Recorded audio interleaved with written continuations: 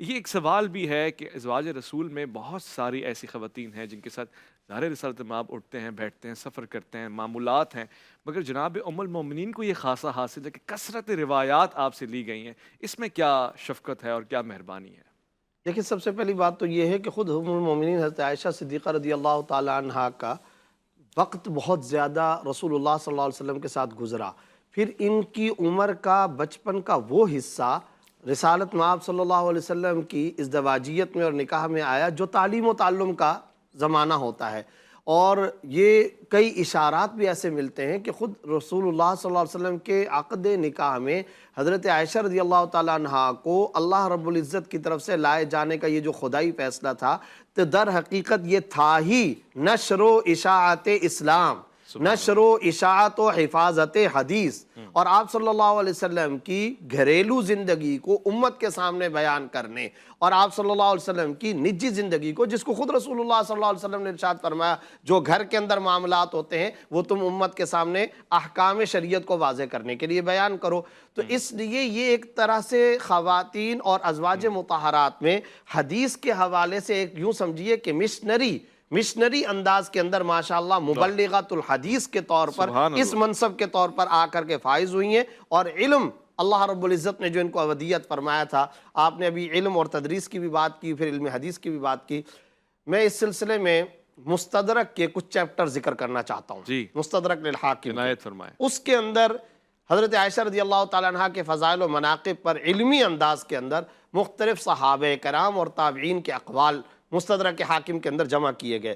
چنانچہ آپ حیران ہوں گے، حضرت عطا کا قول ہے، روئے زمین پر سب سے بڑی فقیہہ، سب سے بڑی عالمہ اور روئے زمین پر سب سے اچھی رائے رکھنے والی ام المومنین حضرت عائشہ صدیقہ ہیں. مستدرک حاکم میں حضرت عطا کا قول موجود ہے.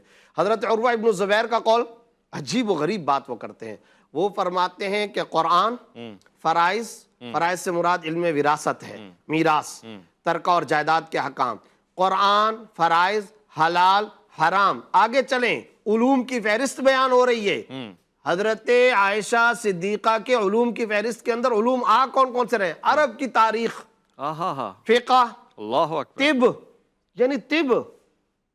یعنی میڈیکل کا. اس کے لیے تو باقاعدہ ایک یونیورسٹی، ایک کالج، ایک اہتمام چاہیے. بتائیں، رسول خدا کی فیض سے ہے. اندازہ لگائے نا.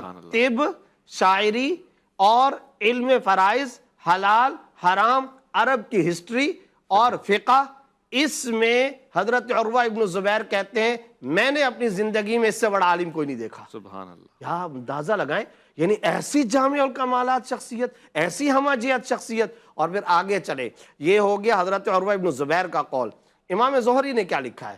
امام زہری رحمۃ اللہ علیہ لکھتے ہیں اور عجیب و غریب بات لکھتے ہیں، تمام کے تمام مردوں کا علم اگر جمع کیا جائے، تمام مردوں کا علم جمع کیا جائے، ایون کہ تمام ازواج مطہرات کا علم بھی جمع کیا جائے، تب بھی امی جان ام المومنین حضرت عائشہ صدیقہ رضی اللہ تعالیٰ عنہ کا علم ان سب سے زیادہ وسیع تر ہے.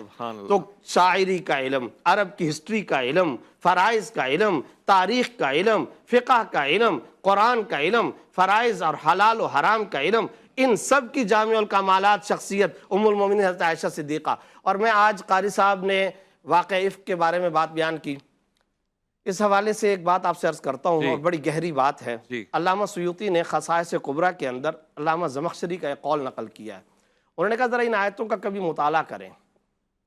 ان آیتوں کا مطالعہ کرنے سے جو برات عائشہ سے متعلق 18 آیتیں سورہ نور کے اندر اللہ نے ذکر فرمائی، انہوں نے کہا ان آیتوں میں اللہ نے صرف برات نہیں نازل کی ہے. اچھا، حضرت ام المومنین امی جان عائشہ صدیقہ تو یہ فرماتی ہیں کہ میرے ذہن میں تھا کہ کہیں خواب میں اشارہ ہو جائے گا، میری برات سے متعلق شاید کوئی خواب آ جائے گا آپ صلی اللہ علیہ وسلم کو، یا کہیں کوئی اشارہ سا مل جائے گا. مجھے یہ نہیں پتا تھا کہ اللہ رب العزت 1.5 رکوع نازل کر دیں گے رہتی انسانیت کے لیے. وہ قرآن ایک وزیر اعظم کے بارے میں اگر کوئی کہے فلاں مجلس میں آپ کا نام لیا گیا تھا، 4 معزز افراد میں آپ کا نام لیا، میرا دل خوش ہو جاتا ہے، آپ کا دل خوش ہو جاتا ہے. اچھا، فلاں میرا تذکرہ کر رہا تھا. یہ قرآن ہے اور ایک آیت بھی کافی تھی، اشارہ بھی کافی تھا، نبوی خواب بھی کافی تھا، اشارہ تک کافی تھا، رؤیت کافی تھی، منام کافی تھا، الہام کافی تھا.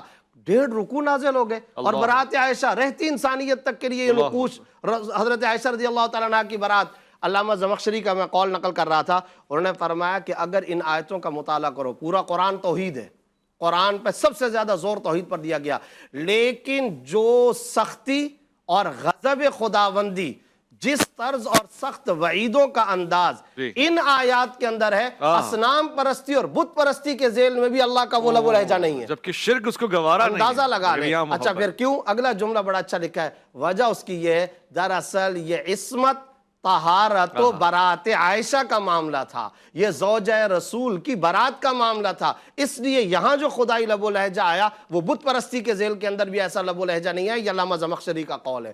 پھر میں ایک اور بات آپ سے ذکر کرنا چاہتا ہوں، تیمم کی آیت کب نازل ہوئی ہے؟ حضرت عائشہ رضی اللہ عنہا کا ام المومنین کا ہار گم ہوا تھا نا، تو تیمم آیا۔ اچھا تیمم کب کیا جاتا ہے؟ تیمم کیا جاتا ہے جب انسان بے وضو ہو، محدث ہو، تیمم کرے گا تو نماز صحیح ہوگی۔ میں نے اپنے طور پر، ترمذی درس کے اندر ہوتی ہے، تو میں نے اپنے طور پر ایک مرتبہ بیٹھ کے الگ سے تحقیق کی کہ کون کون سے فقہی ابواب ہیں جس میں حضرت عائشہ ام المومنین کی حدیث نہ ہو۔ تو یاد رکھیے کوئی ایسا باب نظر نہیں آتا۔ سود سے متعلق ان کی روایتیں ہیں، زید بن ارقم کو یہ ڈانٹ رہی ہیں سود سے متعلق، کاروبار سے متعلق، زراعت سے متعلق، جہاد سے متعلق، تعزیرات سے متعلق، آپ حیران ہوں گے، حج سے متعلق، احرام سے متعلق، تیمم سے متعلق، نماز سے متعلق، وراثت سے متعلق، تعزیرات سے متعلق، کوئی ایک باب ایسا نہیں۔ لہٰذا اب آپ مجھے کہنے دیجئے، نماز بغیر طہارت کے نہیں ہوتی، تیمم حضرت عائشہ کا صدقہ ہے، ہو گیا۔ تیمم حضرت عائشہ رضی اللہ تعالیٰ عنہ کے صدقے کے اندر امت کو حکم مل گیا، تو پتہ چلا بغیر آلے اور وسیلے کے نماز کی عبادت نہیں ہوتی، تو نماز مکمل نہیں حضرت عائشہ کے بغیر۔ مسجد عائشہ جس کو ہم کہتے ہیں، میقات اور احرام کے احکام کے لیے، حج کے بارے میں درجنوں احادیث موجود ہے، سود سے متعلق میں نے آپ کو بتایا۔ اس کا مطلب یہ ہوا اگر کوئی امت کے اندر آنے والا فرد یا کوئی بدبخت ایسا ہو جو ام المومنین حضرت عائشہ صدیقہ رضی اللہ عنہ سے ہمارا رشتہ کاٹنا چاہتا ہے، تو میں بغیر جذبات کے سادہ لفظوں میں کہتا ہوں، نعوذ باللہ حضرت ام المومنین عائشہ صدیقہ کا رشتہ آپ نے کاٹا، ہم سے حج بھی جائے گا، ہم سے نمازیں بھی جائیں گی، ہم سے احرام بھی جائے گا، ہم سے تیمم بھی جائے گا، ہم سے جہاد اور حدود اور عدلیہ کا نظام بھی جائے گا، کاروبار کے شرعی احکام سے بھی گویا رشتہ ختم۔ اور جب یہ 1.5 رکوع 18 آیتیں حضرت عائشہ کا رشتہ کاٹتے ہم سے قرآن بھی جائے گا، حضرت عائشہ کا رشتہ کاٹتے اسلام سے ہم ہاتھ دھو بیٹھتے ہیں۔ اگر حضرت عائشہ رضی اللہ تعالیٰ عنہ موجود اور ان کی یہ عفت پاک دامنی، ان کی عقیدت اور ان کا محبت کا یہ معاملہ دلوں کے اندر موجود ہے، قرآن بھی محفوظ ہے، حج بھی محفوظ ہے، نماز بھی محفوظ ہے۔ ان کا رشتہ کاٹا ہماری تو نمازیں پوری نہیں ہوتی ہیں، ان کا رشتہ کاٹا ہمارا حج پورا نہیں، ان کا رشتہ کاٹا روزہ و زکوٰۃ پورا نہیں ہے۔ پتہ چلا یہ پلر ہے، پتہ چلا یہ کالم اور ستون ہے۔ تو حضرت عائشہ رضی اللہ تعالیٰ عنہ اور جو واقعہ یہ بیان کر رہے تھے قاری صاحب، یقین جانے آج بھی حدیث پڑھتے پڑھاتے جب ہم وہ واقعہ پڑھتے تو آنکھوں سے آنسو طاری رہتے ہیں، اور پھر وہی بات سامنے آتی ہے آخر میں جا کر کہ رسول اللہ صلی اللہ علیہ وسلم نے ارشاد فرمایا تھا، مردوں میں تو بہت کامل ہوئے مگر عورتوں میں 2 عورتیں کامل، آسیہ زوجہ فرعون اور ام المومنین حضرت عائشہ صدیقہ رضی اللہ عنہ۔